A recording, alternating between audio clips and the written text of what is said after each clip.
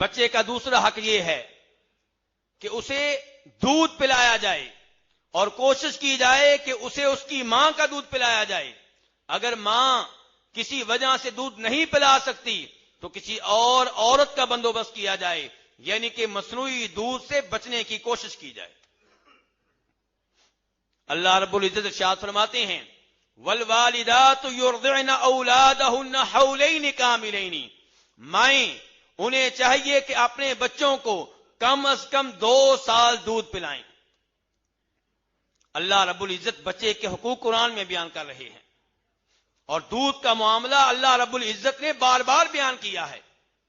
آگے چل کر اللہ تعالیٰ فرماتے ہیں فَإِنْ أَرَادَا فِصَالًا عَنْ تَرَاضٍ مِّنْهُمَا وَتَشَاوُرٍ فَلَا جُنَاحَ عَلَيْهِمَا.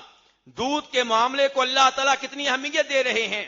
اللہ تعالیٰ فرماتے ہیں کہ اگر میاں بیوی دونوں باہمی مشورہ کر کے باہمی نظامندی سے اس نتیجے پہ پہنچیں کہ بچے کا دودھ اب چھڑا دیا جائے تو اس میں کوئی حرج نہیں ہے.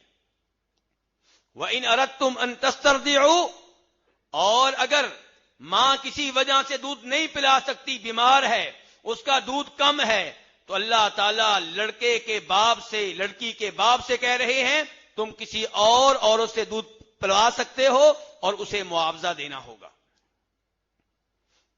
اگر بچے کی ماں کو طلاق ہو چکی ہے، اللہ تعالیٰ کہتے ہیں فَإِنْ أَرْضَعْنَ لَكُمْ فَآتُوهُنَّ أُجُورَهُنَّ، تب بھی اس عورت کو یہ حق حاصل ہے کہ اپنے اس بیٹے کو دودھ پلائے، لیکن چونکہ اب اسے طلاق ہو چکی ہے، اب لڑکے کے باپ پہ لڑکی کے باپ پہ واجب ہے کہ دودھ پلانے کا معاوضہ ادا کرے.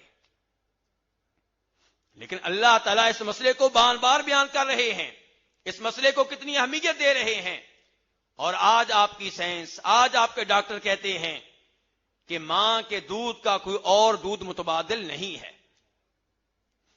تو یہ بچے کے حقوق میں سے وہ حق ہے جسے قرآن نے بار بار بیان کیا ہے.